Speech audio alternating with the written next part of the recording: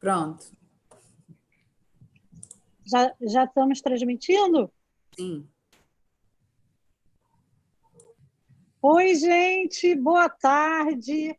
Estamos aqui de volta. Hoje a gente tem aqui um bate-papo, uma conversa muito especial, porque nós vamos conversar com um dos maiores advogados empresariais do Brasil, com um colega de São Paulo que tem uma experiência na área empresarial imensa.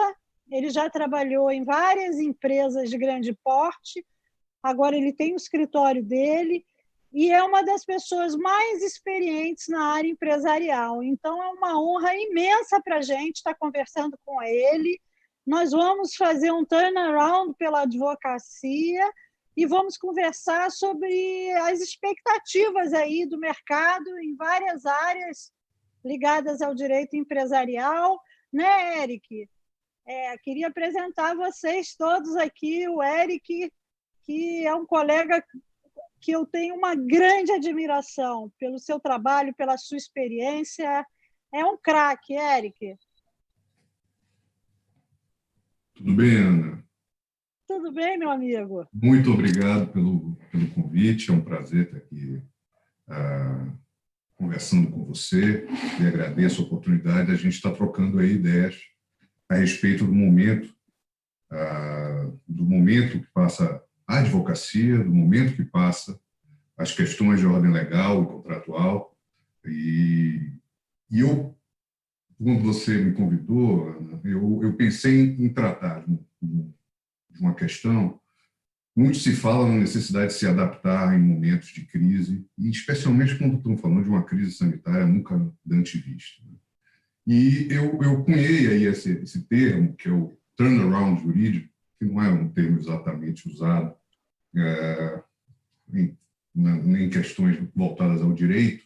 Foi um conceito que, na verdade, ele é um conceito de administração, né, de teoria geral de administração. E nada mais é do que dar a volta, né? Dar a volta por cima. O turnaround nada mais é do que quando as empresas, diante de determinada situação, de condições internas ou externas, decidem fazer uma modificação substancial nos seus negócios, no seu enfoque. Muitas vezes é um termo que é utilizado em contextos de reestruturações, que podem ser por proteção judicial, através de recuperação judicial ou extrajudicial, mas, no fundo, é uma iniciativa de você melhorar, de você sair de uma situação difícil e capturar as oportunidades e reduzir ao máximo, mitigar ao máximo as perdas em momentos de crise como essa que nós estamos passando. A crise acaba lapidando, né, Eric? É uma lapidação, e não é só para as empresas, né? Para nós advogados também, né? É hora da gente procurar meios de ser mais eficiente, buscar outros mercados, para todos nós, né? Um desafio grande.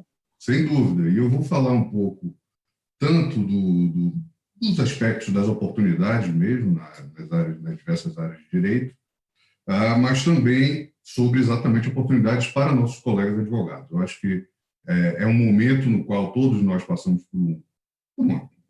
por essa situação de crise. Alguns encaram com mais resiliência, outros, sim, até por conta das situações em que se encontram, com mais dificuldade, mas o fato é que o momento é um momento de transformação e, com todo momento de transformação, não falta oportunidade de crescimento. Então,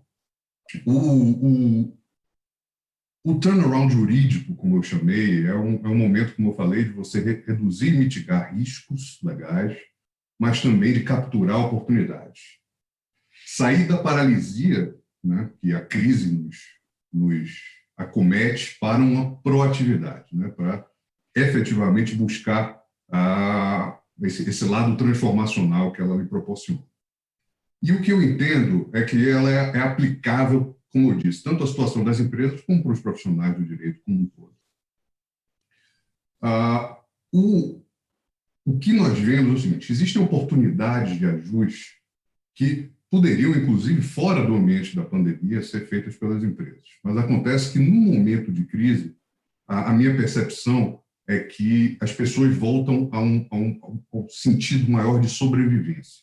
E, nesse sentido, determinados aspectos que levavam a determinadas disputas tendem a ficar menos evidenciados, porque na medida em que se busca a sobrevivência, você foca exatamente na solução do problema, entende o custo, seja do ponto de vista efetivo, como do ponto de vista emocional e empresarial que determinadas disputas têm, e, eventualmente, tem a oportunidade de transformar isso numa situação que chegue a um acordo ou a uma conciliação.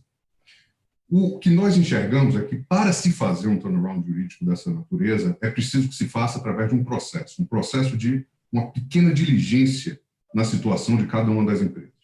Cada empresa está enfrentando essa crise ou as consequências dessa crise de forma diversa.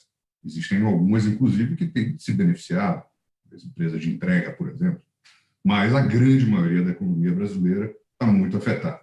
Então, neste momento, ao invés de somente estar olhando sob a ótica administrativa, que é corte de custos, demissão de pessoas, etc., a área jurídica permite que você faça uma série de avaliações que permitam também às empresas sofrer menos com o impacto da crise. E quando eu falo em processo, é porque eu acho que a situação da empresa ela tem que ser vista sob três ângulos. Primeiro, um diagnóstico amplo da situação dela, um planejamento cuidadoso e uma execução competente.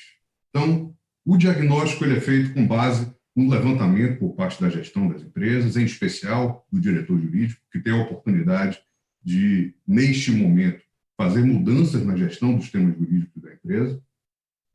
E a fase 1 é de diagnóstico. Uma vez feito o diagnóstico, estabelecido prioridades, se passa para a fase de planejamento, que é exatamente as atividades que precisam ser conduzidas com definição de responsáveis, tanto no âmbito interno das empresas como no âmbito externo, e estabelecimento, como eu disse, de prioridades para a empresa. Muitas vezes existem situações jurídicas que podem permitir à empresa sair da situação de crise, muito por conta de relações que, eventualmente, a empresa possua de dependência. Existem muitas relações de dependência de fornecedores, de compradores, e, nesse sentido, a identificação dessas situações com vistas à manutenção de relações jurídicas de longo prazo é muito rico e interessante. E, como eu disse, muitas vezes você tem processos e situações que são colocados em segundo plano quando você está num momento de crescimento, quando você está em um momento de ganhos expressivos porque as condições externas o permitem. Então, muitas vezes, as crises dão a oportunidade de se corrigir determinadas questões que ficam perenes, né? Que ficam perenes depois que você volta à normalidade. É verdade. Como eu disse, eu acho que também para nossos colegas que atuam dentro das empresas, papel que eu já desempenhei como diretor de vídeo, é uma oportunidade para demonstrar, através de processos dessa natureza, a sua capacidade de gerenciamento e de gestão das relações, sejam elas contratuais, legais ou judiciais, que a empresa esteja enfrentando naquele determinado momento. E como eu disse, uma metodologia que é criada e o papel do diretor jurídico é essencial para demarcar, como eu disse, a questão das prioridades e a identificação dos riscos e oportunidades. Agora, Adriano, deixa eu te perguntar uma coisa, Adriano. Gente, eu estou falando aqui com um dos maiores advogados empresariais de São Paulo, Adriano Maia. Ele é a cara de um primo meu, Eric, eu até confundi o seu nome, porque você é igualzinho meu primo. Mas é um grande advogado, o Eric, o Adriano, com uma grande experiência. Agora, quando você está falando da empresa em crise, num momento como esse de pandemia, você tem uma grande experiência na área empresarial, já foi diretor jurídico, já atuou durante mais de 20 anos nessa área, Adriano. O executivo, o presidente da companhia, costuma pedir para reduzir pessoal. Essa é a primeira medida. Como é que o diretor jurídico convive? Porque eu acho que a primeira iniciativa, né, do presidente é vamos diminuir o jurídico, ou vamos reduzir o número de pessoas. Como é que você lidou com isso no passado? Como é que os nossos colegas diretores jurídicos podem lidar agora com essa situação? E a pergunta é ótima, porque ela me permite fazer a seguinte consideração. A área jurídica das empresas, que naturalmente precisa estar dimensionada de forma adequada aos desafios que a empresa tem, ela, em momentos de crise, se torna um dos principais corações aí da companhia. A área jurídica, em momentos em que você tem potencial de inadimplência, seja da própria empresa, seja dos seus clientes e fornecedores, num momento em que contratos não são executados adequadamente por conta das impossibilidades causadas pela crise sanitária. Então, a área jurídica, de fato, ela vai ser muito instada a, nesse instante, reduzir seus custos, não tenho nenhuma dúvida, e é por isso que eu digo que, na prática, o que os nossos colegas executivos jurídicos têm que fazer é uma demonstração que, através do manejo de temas legais, se consegue agregar valor e reduzir custos para a empresa nesse momento de pandemia. Eu vou exemplificar com algumas situações que eu considero que eu já vivenciei, estou vivenciando agora, atendendo determinados clientes, e que me parece uma forma da gente trazer um pouco mais de colorido a isso que eu estou falando. Uma delas é, de fato, os acordos em disputas judiciais ou em arbitragens. Obviamente que o contencioso é um instrumento para as empresas em situações de limite, mas não tenho a menor dúvida de que hoje uma briga judicial de porte ou uma arbitragem são extremamente onerosos para as empresas. O custo para que você defenda determinada posição numa arbitragem, como a gente sabe, é um custo milionário. E, obviamente, o resultado é incerto. E, na medida em que é um resultado incerto, pode ser um custo que não vai se converter em resultado ou em agregação de valor para a companhia. Então, o momento, como eu falei, a dificuldade do momento retira a irracionalidade de algumas brigas, certo? E permite que, de uma forma proativa, as empresas busquem resolver os seus conflitos. Agora, recentemente, o ministro Fux, falando no webinar da Globo, na última segunda-feira, dia 22 do Globo, dia 22 de junho, ele falou o seguinte: minha sugestão é que os juízes chamem as partes à conciliação.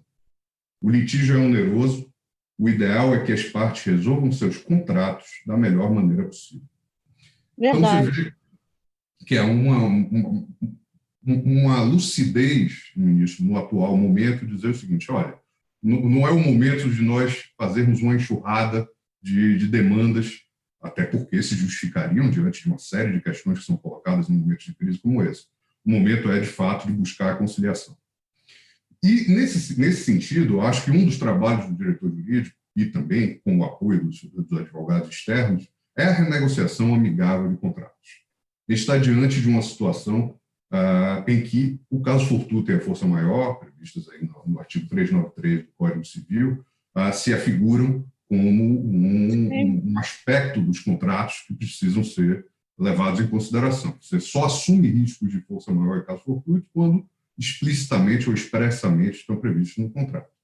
Além disso, você tem, no atual momento do Brasil, nós tivemos a felicidade de ter um reconhecimento por parte da Advocacia Geral da União, por uma provocação do ministro de Infraestrutura, num parecer, que é o parecer 261 de 2020, de que a pandemia do Covid-19 é, sim, uma hipótese configurada como força maior em caso fortuito, fazendo com que o Estado reconheça que é preciso se dar tratamento a essa questão dentro desta dimensão de força maior, o que resulta numa série de questões e numa série de consequências. Mas é um primeiro aspecto a ser visto. O outro é uma cláusula que a gente conhece muito quando estuda direito, que é a rebus sic stantibus, né? Uma mudança de cenário e das condições externas que resulta em onerosidade excessiva das partes no cumprimento dos contratos. Hoje existe, em determinadas situações, uma verdadeira impossibilidade de você executar o contrato, seja por força das restrições, seja por força das condições mesmo. Né? Então, essa é uma das questões Adriano, que me parece... Eu só complementaria o que você está dizendo, como advogada do contencioso, que como um caso fortuito de força maior, eles precisam, pela própria jurisprudência do STJ, eles precisam ser julgados de acordo com a realidade de cada caso, e a interferência não pode ser indireta, tem que ser direta naquele negócio. Litigar sobre isso é algo de alto risco para o diretor jurídico, porque por mais que ele entenda que se aplica, que foi afetado, é um julgamento de certa maneira subjetivo, se tem ou não a relação direta com o negócio dito como afetado, né? Então é perigoso. É um litígio perigoso. Comprovar que aquele não cumprimento contratual se deveu àquela específica situação que você está levantando a questão da força maior. Então, não tenho nenhuma dúvida de que... E aí, de novo, especialmente quando você está tratando de relações mais ou menos equitativas ou dependentes, a minha experiência tem mostrado que as empresas estão abertas, sim, a fazer repactuações, e ainda que sejam transitórias. Existe a possibilidade de se estabelecer aditivos que deem um tratamento transitório a determinadas questões que precisam ser enfrentadas num momento de restrição como esse que a gente está vivendo. Então, esse é um dos aspectos. O outro são os tais equilíbrios econômico-financeiros, das concessões que a gente está sujeito aí durante essa fase de pandemia. Continua os serviços essenciais de energia elétrica, água, esgoto, a parte de rodovias, aeroportos, por mais que estejam com muitas restrições, mas o fato é que você tem uma situação, por exemplo, com relação às concessionárias de aeroportos, em que 90% da atividade aeroportuária foi reduzida, com impacto direto, obviamente, nas receitas associadas. Obviamente, direta. E o comércio, óbvio, que o comércio que também é uma das receitas principais em operações dessa natureza. E é uma situação bastante crônica, no sentido de que um impacto de 90% é muito difícil, Ana, de reequilibrar. É muito difícil de você readequar. Não tem aumento de tarifa que seja possível, especialmente quando você está falando de uma população que também está empobrecendo diante da situação de crise. E vamos dizer que o Brasil está enfrentando essa crise depois de 5 anos de recessão econômica, certo? O Brasil meio que parou no final de 2014 e até agora não conseguiu voltar a seu... Então, nesse sentido, a parte de reequilíbrio ela é muito sofisticada, porque você falar em majoração de tarifa é quase que impossível. Você falar em adiar investimentos não é o que a população brasileira e a sociedade quer. E você falar em extensão do prazo da concessão não vai resolver o problema de capital de giro das empresas. Então, aqui cabe aos advogados e ao diretor jurídico buscar formas alternativas para reequilibrar os contratos de concessão e os contratos administrativos como um todo. Porque um administrativista chamado Maurício Portugal Ribeiro, em uma determinada publicação dele, o que ele fala é o seguinte: hoje a lei de concessões fala nesses 3 mecanismos como os mecanismos típicos de reequilíbrio econômico-financeiro. Porém, o entendimento é que essas três hipóteses são exemplificativas, não são exaustivas. Toda a forma todo mecanismo de reequilíbrio econômico-financeiro que não seja defeso, que não seja proibido por lei, pode ser utilizado para fazer a repactuação desses contratos tão afetados. E agora, recentemente, você deve ter visto a jurisprudência de que cortes de luz, cortes de água não são possíveis de ser feitos por parte das concessionárias, tendo em vista a situação pandêmica. Mas aí você enquanto concessionário, perde uma das formas de assegurar suas principais receitas. Agora, Adriano, eu acho que uma das únicas saídas para as concessões nesse momento de pandemia vai ser a redução da remuneração do poder concedente. Eu acho que quando ela é devida, porque ela já pode ter sido paga, só será paga na renovação. Mas realmente não tem muita alternativa, né? Não tem muita alternativa. Muitas vezes o valor da outorga é pago na cabeça, logo no início da concessão. E, em alguns casos, quando você tem as licitações por menor tarifa, não cabe também a discussão de valor de outorga, muitas vezes. Mas existem Sim. formas de se fazer. Eu acho que o Estado pode, eventualmente, oferecer ativos regulatórios a serem utilizados em obrigações da concessionária para com esse mesmo Estado. Eu chego a pensar num formato em que, porque, obviamente, a forma mais simples de se resolver um desequilíbrio dessa natureza é mediante pagamento. Obviamente que o Estado não tem condição de fazer pagamentos para compensar as perdas da concessionária hoje. Mas ele pode criar ativos regulatórios que podem ser utilizados pela concessionária para cumprir determinadas obrigações no âmbito da concessão, para que seja utilizado, inclusive, como moeda em privatizações futuras, já que privatização é outro aspecto que estão presentes nas discussões. Pode ser feito algum tipo de dação em pagamento em equipamentos que possam contribuir com a prestação do serviço. Então, existem formas, Ana, de você buscar alternativas. E tem isenção tributária. Tem isenção tributária também. Dependeria de lei, mas, sem dúvida nenhuma, é uma alternativa. O que não me parece é que seja possível fazer de uma forma só. Talvez seja um conjunto de iniciativas que vai viabilizar isso. E eu acho que existe um bom começo, na medida que a Advocacia Geral da União já reconhece a existência do problema. E eu acho que agora, mais uma vez, evitar as disputas, eu acho que tem que se criar uma espécie de...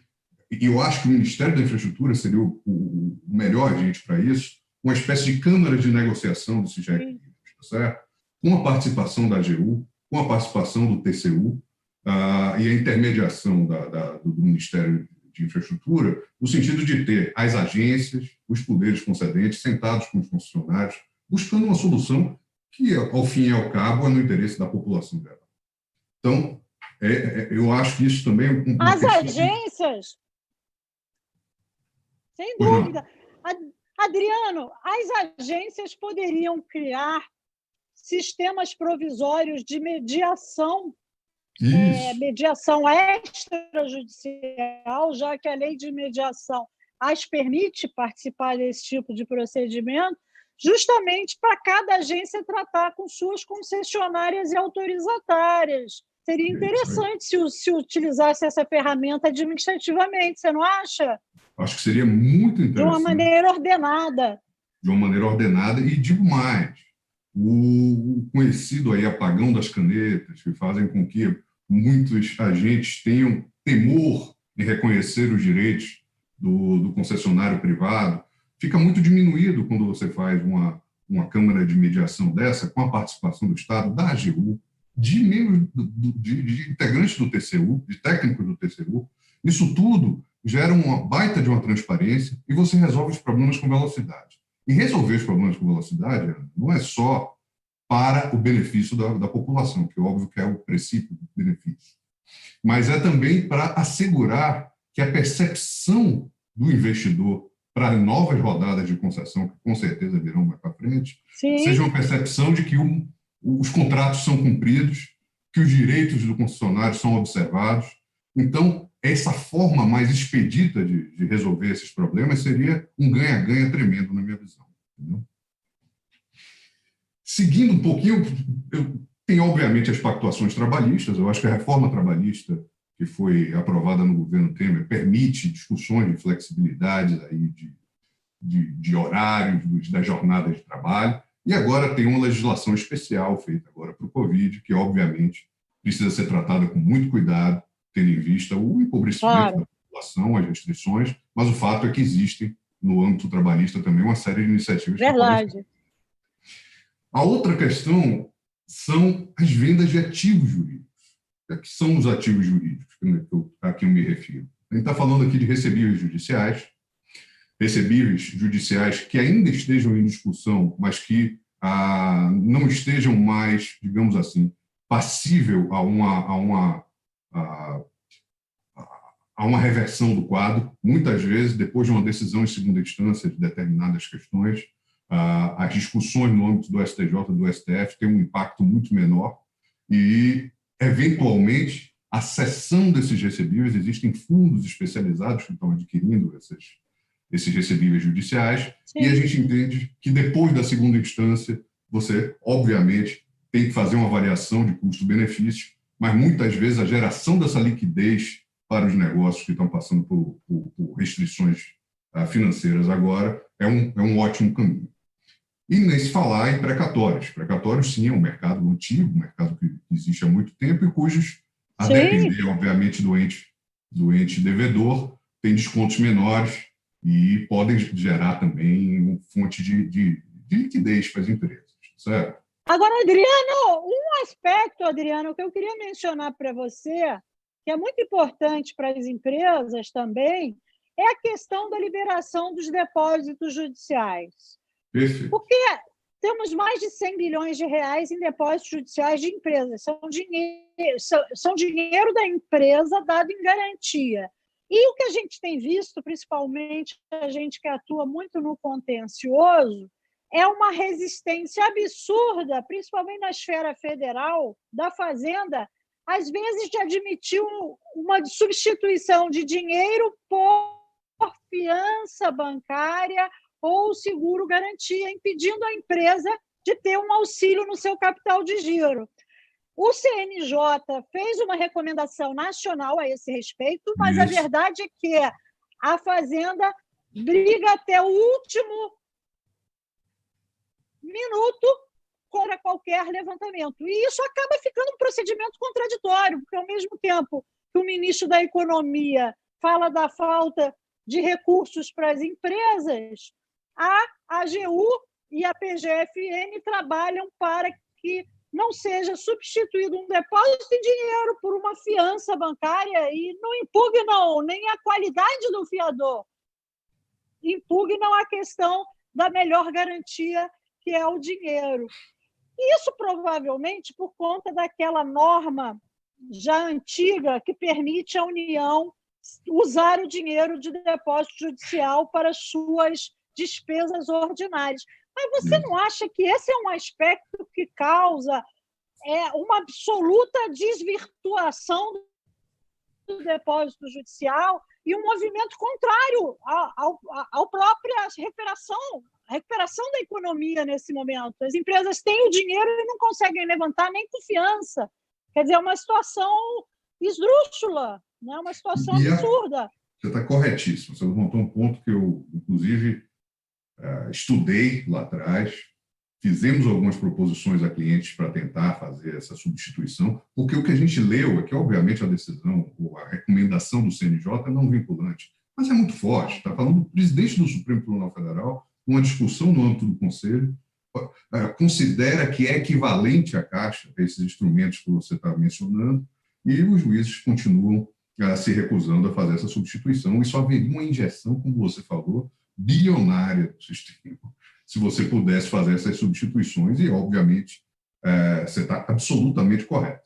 E isso também, aí olhando pelo aspecto também do que eu estava falando de acordos judiciais, sempre lembrando que todos os recursos no âmbito trabalhista também exigem o depósito judicial. Então, é o momento também de se buscar levantar esses valores, talvez buscando também, de novo, algum tipo de acordo nesse contexto. Então, perfeito, faz parte desse trabalho de fazer o turnaround jurídico, de fazer a gestão da crise informativa no âmbito jurídico, promover um levantamento e, obviamente, buscar, porque eu acho que existem juízes razoáveis, e eu acho que são a sua maioria, que vão, eventualmente, ir nessa direção. Mas você está corretíssimo, isso deveria ser uma coisa automática, especialmente depois da recomendação do CNJ, e não está se confirmando. Não está. Mas o pior é que não é automática, mas os próprios advogados da União e da Fazenda Nacional, a nível federal, eles impugnam. Eles não querem a liberação daquele recurso em troca de uma fiança. Quer dizer, ao mesmo tempo que o governo quer dar liquidez ao mercado, ele está impossibilitando a empresa de reaver um dinheiro seu em troca de uma garantia rígida. Então, é algo realmente muito preocupante. Né? Sem dúvida. E é contraditório, como você disse. Sim. E aí eu acho que, ao fazer isso, esse trabalho, obviamente que pode restar algumas situações em que não vai haver outra alternativa, senão a proposição de ações judiciais. Existem realmente situações limite, em situações de crise tão agudas como essa, em que ou a empresa se protege de determinadas exigências, seja de pagamentos, ou seja de cumprimento de obrigações que ela está impedida de cumprir, e você, infelizmente, é um recurso que é utilizado também para fazer com que as empresas parem de sangrar ou estejam correndo riscos associados a exigências, digamos, ilegais do cumprimento de suas obrigações, quando ela não pode fazê-lo, tá certo? E aí, Ana, o que eu queria falar um pouco é da turnaround na advocacia. Estava falando aqui no interesse das empresas. E eu acho que, e isso você pode me ajudar muito, sendo uma advogada militante de primeira categoria por tanto tempo, passei muito tempo sendo um advogado dentro de empresa com uma visão mais executiva do direito. Mas eu acho que o momento é da gente falar de uma amplitude da atuação do advogado, nesse momento que, mais uma vez, eu enxergo que é mais de oportunidades do que propriamente de crise para a profissão. O que é que eu enxergo hoje que está acontecendo com a advocacia? Não sei se você concorda comigo. Eu acho que existe hoje uma mudança também na profissão, uma mudança que eu não diria que ela afete negativamente, mas ela transforma. Que é a questão do desenvolvimento tecnológico, a questão da inteligência artificial, que faz com que determinadas coisas que antes eram feitas por advogados sejam substituídas em contencioso de massa, muitas vezes até mesmo na construção de determinadas petições. A inteligência artificial permite que os advogados tenham acesso ao mesmo nível de informação a respeito de temas, o que faz com que seja uma coisa interessante, porque a tecnologia e o novo mundo digital faz com que necessariamente a advocacia se volte ao artesanal. Por que eu digo isso? O advogado agora vai ser a diferença vai ser feita na sua competência jurídica, na sua experiência, na sua forma de compreender e trazer soluções inovadoras e criativas para o seu cliente. Você deixa de ter um direito que, em alguns aspectos, era um direito de procedimentos e processos. Hoje até, é incrível, uma auditoria legal, um due diligence para aquisição de uma empresa, já se usa determinadas ferramentas que identificam contingências de diversas ordens, e que antes você precisava de um grupo de 40, 50 advogados para fazer essa avaliação. Então, essa mudança, eu acho que traz muita oportunidade àqueles advogados que gostam, conhecem o seu ofício, querem estudar e se posicionar na profissão. Quando eu falo que é uma coisa curiosa, é que a tecnologia está fazendo com que o direito volte ao artesanal, na minha visão. E isso eu acho que dá muita oportunidade a quem tem o gostar de advogar, o saber advogar, vai contar muito nessa nova fase do direito, na minha visão. E o que eu enxergo no pós-Covid como oportunidades, eu vou falar sobre algumas áreas que me parece ser muito evidente. Uma delas é a infraestrutura, eu não tenho nenhuma dúvida. Primeiro, é o fomentador de retorno ao emprego mais rápido que tem. Se você pegar 2 ou 3 grandes obras, você contrata de forma direta ou indireta mais de 100.000 pessoas. Então, historicamente, os países só saíram de grandes recessões com grandes obras, todos eles, né? Então não tem outro caminho. Não tem outro caminho. E aí você tem 2 instrumentos. A gente sabe que a gente tem hoje um governo federal que é muito preocupado com a situação do seu caixa, com a situação fiscal do governo, mas a gente entende que tem 2 aspectos que precisam ser. Primeiro é realmente soltar esse programa de concessões com muita velocidade. Houve agora a inauguração do novo marco legal de saneamento, que acho que vai trazer muita oportunidade de injetar bilhões de reais no segmento de água e esgoto, que ficou muito evidenciado de ser deficiente agora na pandemia sanitária que nós estamos vivendo. Sim. E acho que, nesse caso, em especial, os nossos colegas advogados do interior do Brasil vai ter condição de fazer um trabalho muito interessante, na medida em que saneamento ficou estabelecido no marco, o poder concedente é a municipalidade, são os municípios. Então, eu acho que cabe a cada um dos municípios brasileiros, eu acho que cabe à nossa profissão provocar isso como um fomentador de melhoria na qualidade de vida da população, e aí você fazer com que os municípios deem um passo na direção da universalidade desses serviços que são essenciais a toda a população brasileira. Então, acho que a infraestrutura é o nome do jogo, os programas de concessão são complexos, precisam ser bem planejados, mas é necessário que se dê uma velocidade, um ritmo nesse processo, para que a gente possa, uma vez mitigados os efeitos da pandemia, ter esse instrumento de fomento no emprego, né? Uma outra questão que eu acho que vai ser muito rica são os aspectos do direito ambiental. E eu acho que também essa pandemia serviu de alerta, né? A pandemia ela demonstra que não à toa a Covid, a SARS, a gripe aviária, tudo está relacionado, em certa medida, ao manejo do meio ambiente, que hoje é Os feito... gafanhotos também, ao calor, ao coisa aquecimento. Pois é. Chega a ser uma coisa inusitada. Então, eu acho que a preocupação com o meio ambiente cresce com essa crise. E digo mais, aí falando a respeito da restrição fiscal de Estado, que eu falei um pouco antes, na medida que o Estado não vai ser o grande financiador da reconstrução do país, da infraestrutura, do retorno ao crescimento, para você trazer o capital estrangeiro, a observância estrita às normas ambientais e não só a demonstração de preocupação, mas a execução de qualquer empreendimento com observância estrita dessas normas vai ser essencial para atrair capital e manter esse capital no Brasil. Então, considero que a área ambiental vai ter um boom aí a partir do Covid.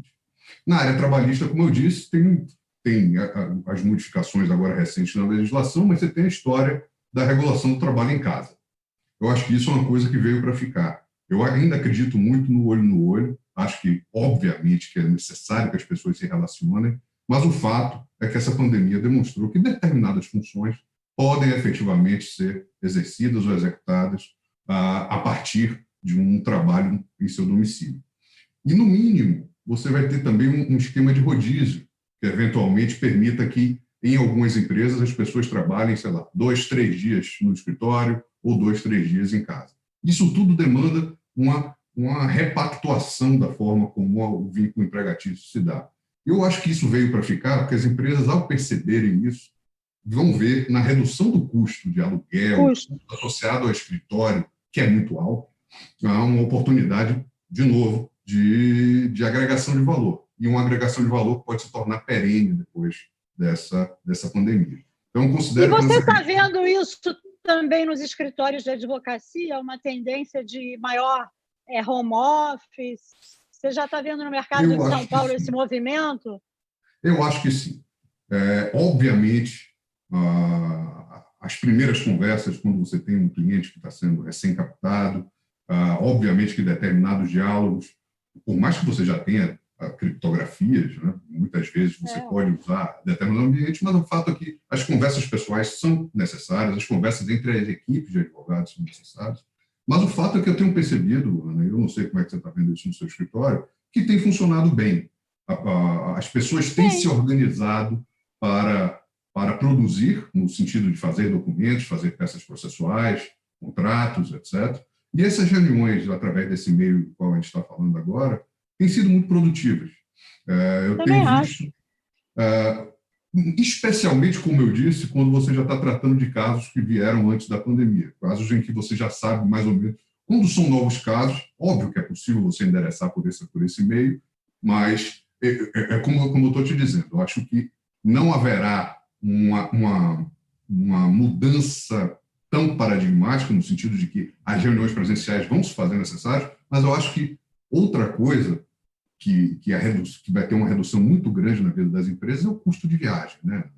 A gente muitas vezes fazia viagens... Reunião em São Paulo. Você fazendo um Zoom, como a gente está fazendo hoje, você economiza a passagem, você economiza o deslocamento, é muito melhor. E o tempo, né? O tempo de deslocamento. E o tempo, Então, eu acho que tem uma mudança aí relevante que também tem que ser bem tratada sob a ótica jurídica para não gerar também contingências, já que existe uma tendência também, e eu tenho visto em algumas situações, das pessoas estarem trabalhando mais até nessa pandemia do que na fase fora da pandemia. Eu sei bem que é isso, Não é Adriano. verdade? Não tem hora mais para nada, né? Todo mundo fazendo reunião em casa, então já sabe que aumenta o serviço, não é isso? Aí eu falo também de mediação. Mediação, para mim, é o nome do jogo hoje. Eu acho que as pessoas acham que existe mediação e conciliação no Brasil, mas existe mediação e conciliação no Brasil em pequenos assuntos de direito de família, em questões trabalhistas, mas nas grandes disputas contratuais, e em especial quando você está tratando com o poder público, a mediação ainda não é um instrumento utilizado da forma como deveria ser, na minha opinião. Verdade, verdade. Nos Estados Unidos e na Europa já existe uma consolidação maior, existem, e aí, mais uma vez, é uma outra oportunidade que se abre para os nossos colegas advogados. O interessante da mediação é que é um advogado que não toma partido, né? É um advogado que toma partido da solução da causa, sem se levar à disputa. O mediador normalmente é contratado por ambas as partes. E isso é uma coisa bastante nova, tem funcionado em alguns anos, mas eu acho que ainda tem um caminho muito grande a ser percorrido para que se torne uma realidade no Brasil. Adriano, e você que teve muitos anos dentro de grandes empresas, na sua visão, por que as grandes empresas, a gente tem muito poucos casos de mediação, notadamente extrajudicial? O STJ, a gente tem até causas grandes com mediação, mas judicial. Por que as grandes empresas, Adriano, ainda não utilizam essa ferramenta tão mais barata que a arbitragem ou processo judicial, se não for para resolver o litígio, para diminuí-lo, a sua essência, para só litigar com relação àquilo que realmente não tem solução? Por que as empresas ainda não embarcaram, ainda não se adaptaram a essa forma de solução parcial ou total de grandes problemas, com parceiros, principalmente? Com o poder público é mais difícil, porque eles resistem, mas com parceiros privados. Por que isso ainda não aconteceu no Brasil, Adriano? Vamos lá. Eu, como você sabe, eu trabalhei muito tempo em grandes projetos de infraestrutura e os contratos de construção são contratos complexos, grandes, que envolvem uma série de aspectos. E existe uma figura que é muito utilizada em contratos que são financiados pelo Banco Mundial, que é a figura do que eles chamam de dispute boards, né? Que nada mais são do que comitês que funcionam ao longo da execução do empreendimento e, na medida em que você tem uma questão imediata, você leva a esse dispute board dá uma determinada recomendação, que pode ser vinculante ou não, mas você, ao ter um dispute board de notáveis que vai tratar desses temas, você reduz muito o desejo da parte de litigar. E mais do que isso, você pode eventualmente resolver uma questão com muita velocidade e eventualmente discutir o mérito no âmbito de uma arbitragem ou até mesmo judicial, mas com a solução já resolvida, tentar discutir reparação de danos ou indenizações dessa natureza. O que eu via, eu sempre fui um entusiasta dessa solução e tentei implementar em pelo menos 3 grandes projetos. Eu tive dificuldade porque um dos sócios era uma empresa pública e via nisso dificuldades de endereçamento, mas muitas vezes o que a gente percebe é que as empresas acham que isso agrega custo na obra. Como você sabe, seja o dono da obra que está contratando, ele quer a obra mais barata possível. E o executor quer a obra mais barata possível para aumentar a sua margem. E um dispute board desse, para funcionar, ele tem que ser permanente. Ele tem que ser um dispute board que vai ser montado, que se você for chamar o cara frio, em cima da hora, para resolver um determinado problema na execução do empreendimento, não vai funcionar, vai demorar. Então, por vezes, determinados instrumentos que eu tenho segurança de que, ao fim e ao cabo, seriam muito benéficos na relação contratual e no custo do empreendimento, é percebido como um custo no início do empreendimento. Então, é uma questão cultural. Ao se perceber E eu acho que o Brasil evolui muito em diversas frentes. Nisso, ainda estamos um pouco atrás. Eu acho que a gente tem que olhar os exemplos fora. Temos colegas que estão agora, efetivamente, pessoas que antes atuavam com a advocacia clássica, que estão abrindo firmas de mediação. Tem uma coisa curiosa também, só a título de... a mediação ela tem um prazo curto para funcionar, né? Hoje, os mediadores eles têm uma máxima de que, olha assim, se eu não conseguir resolver, mediar essa situação em 10 dias, 15 dias, não vai ser resolvido por mediação, vão para a disputa. Então, você tem um plano de ação que o mediador estabelece. Tem alguns que ousam dizer que precisa resolver em 48 horas as situações. Nossa Para Senhora! forçar as pessoas. Pois é, mas isso tem o condão de forçar as partes que querem resolver o conflito a dar uma solução Sim. rápida.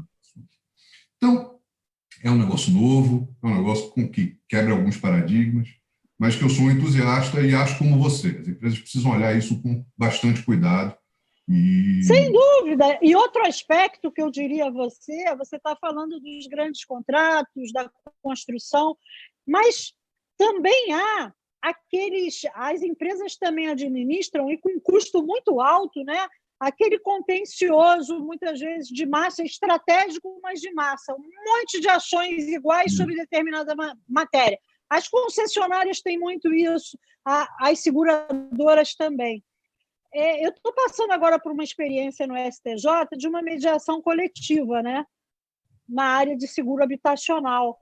E aí envolve cinco advogados de um lado, 5 de outro, AGU, Caixa Econômica e 180 mil processos.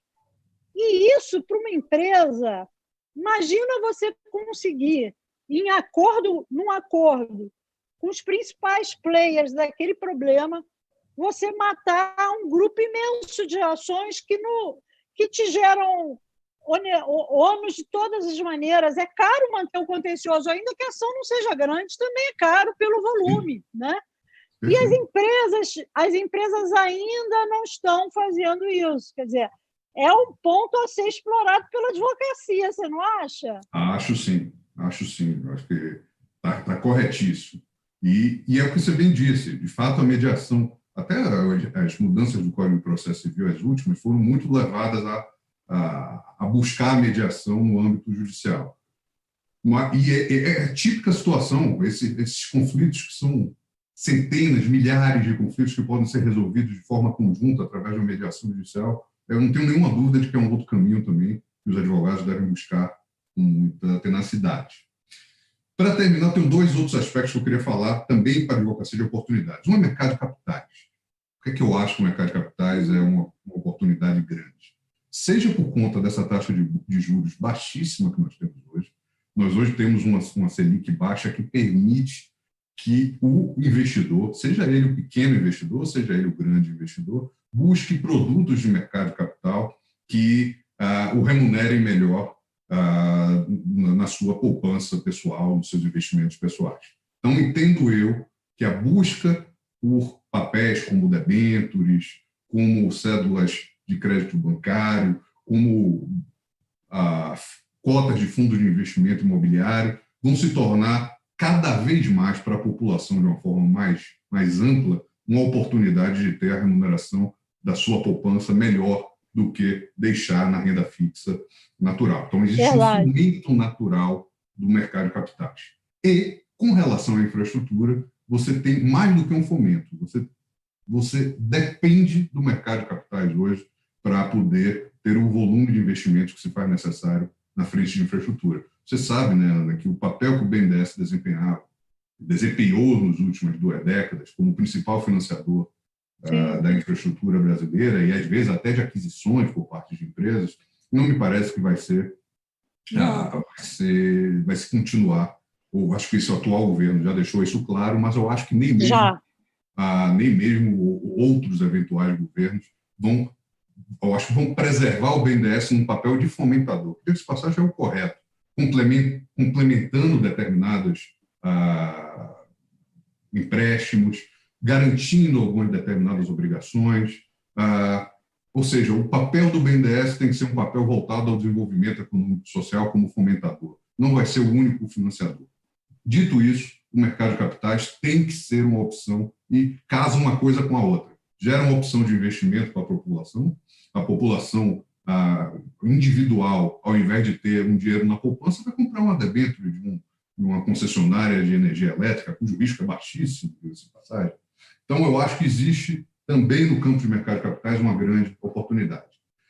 E tudo que se relacionar com tecnologia, né? Eu acho que existe hoje também para os advogados muita oportunidade quando a gente está falando de um ambiente, eu acho que isso também a pandemia evidenciou muito, é um ambiente em que você vai ter cada vez mais transações e contratos sendo feitos de forma virtual, né? As contratações, hoje a assinatura digital já é uma realidade, mas as contratações em si serem efetivadas no âmbito virtual me parece uma realidade cada vez mais, e isso vai ensejar uma série de aspectos legais e jurídicos a serem tratados. Esse ano, pela primeira vez, nós tivemos assembleias de acionistas em companhias virtuais. É verdade, virtuais.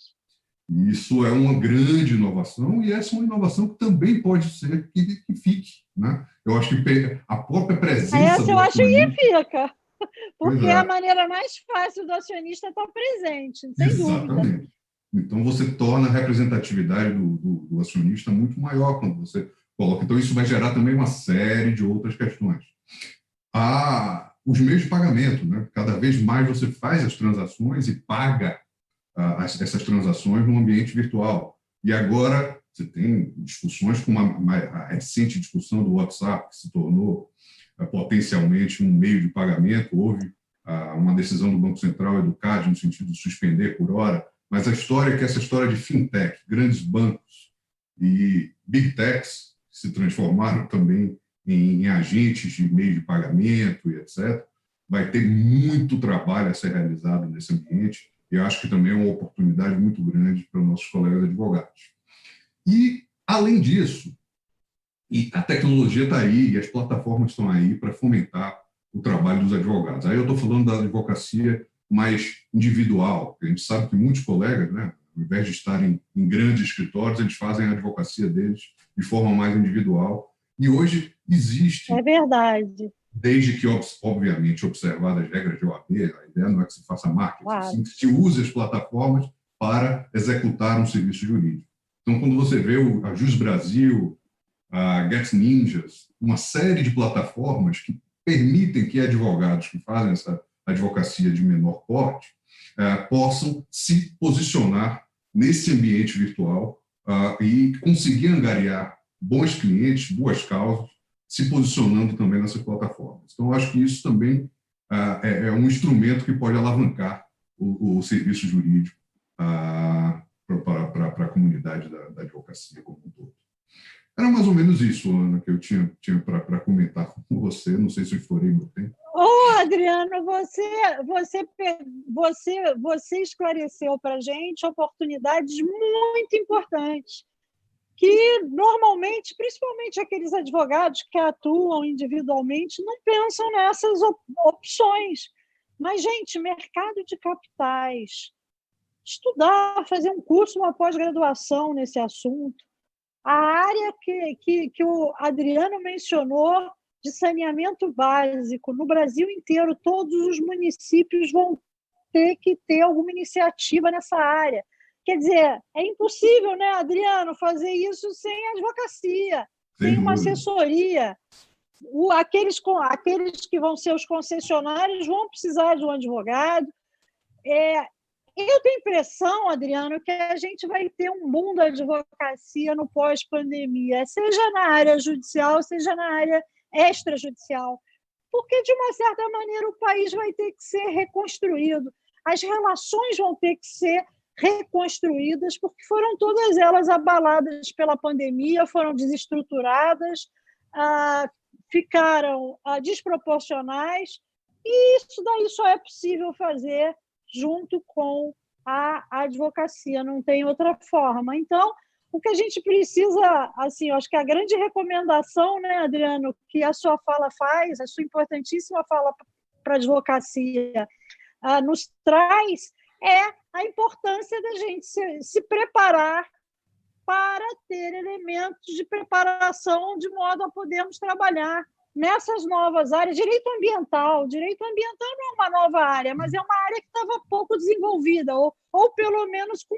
pouca busca no mercado, né? Quando a gente tem uma época de recessão, a área ambiental é a primeira a sofrer no escritório, né? Porque, enfim, o cliente vai economizando, acaba economizando na área ambiental. Mas depois da pandemia, essa realidade, como o Adriano colocou com muita precisão, essa realidade vai ser alterada. Essa é uma das prioridades, senão nós não vamos ter o investimento que nós precisamos. Aliás, a gente já está tendo, inclusive, vários movimentos nesse sentido. Até os bancos já estão manifestando preocupação com esse assunto, né? Recentemente, a Febraban tocou nesse tema delicado, né? Se a gente não for um país que defende o meio ambiente, nós não vamos atrair investidores. Como o BNDES não vai mais investir e o governo está segurando as contas de uma maneira que talvez nunca tenha sido segurado, se não tivermos investidores, nossa economia não vai rodar, né? Não vamos crescer, né? Então, Adriano, o que eu queria te dizer, olha, gente, o Adriano Maia é um dos principais advogados empresariais do país. Ele tem um escritório em São Paulo, já trabalhou em grandes empresas, uma das maiores do país. Ele generosamente, com assim uma grande generosidade, doou o seu tempo para vir conversar com a gente e dar dicas aí relevantíssimas, né, para a advocacia do pós-pandemia. Sabe, Adriano, a gente tem uma campanha que a gente fez aqui no Rio, que é não abandone a advocacia, né, durante a pandemia, porque tinha muitos colegas desanimados. Eu estou sem movimento nenhum, sem cliente nenhum, ou então acabei de me formar e vem uma pandemia. Gente, veio a pandemia, mas veio pós-pandemia. E aí vocês vão ver só, não vai ter advogado para tanto trabalho que vamos dar, né, Adriano? Vai ser uma enxurrada de trabalho. Pode não ser a remuneração nos padrões que tínhamos antes da pandemia, por razões óbvias, mas vamos ter muito trabalho, não vai faltar trabalho para ninguém, acredito eu, para ninguém que tenha se preparado, né? Ninguém que tenha estudado e se preparado, né, Adriana? Porque a nossa profissão é muito generosa com quem se dedica e investe nela, né? E o Adriano é uma prova viva disso. Mas eu queria te agradecer imensamente em nome da advocacia carioca e da advocacia em geral, né? A sua generosidade de estar trocando a sua vastíssima experiência conosco.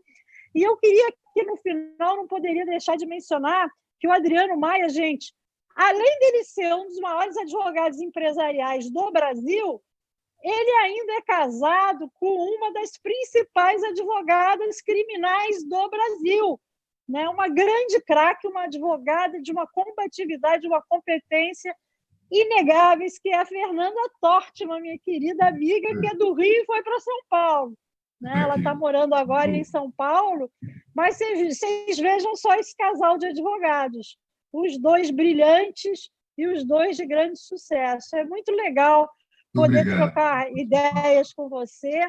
Você que tem uma experiência maravilhosa na área empresarial, eu tenho certeza que isso vai ajudar muitos colegas nossos que estão nos assistindo. Meu querido, muito obrigada, Adriano. Muito obrigada. A generosidade é toda sua por dedicar o seu tempo a nos ajudar aí a abrir novas portas para os nossos colegas.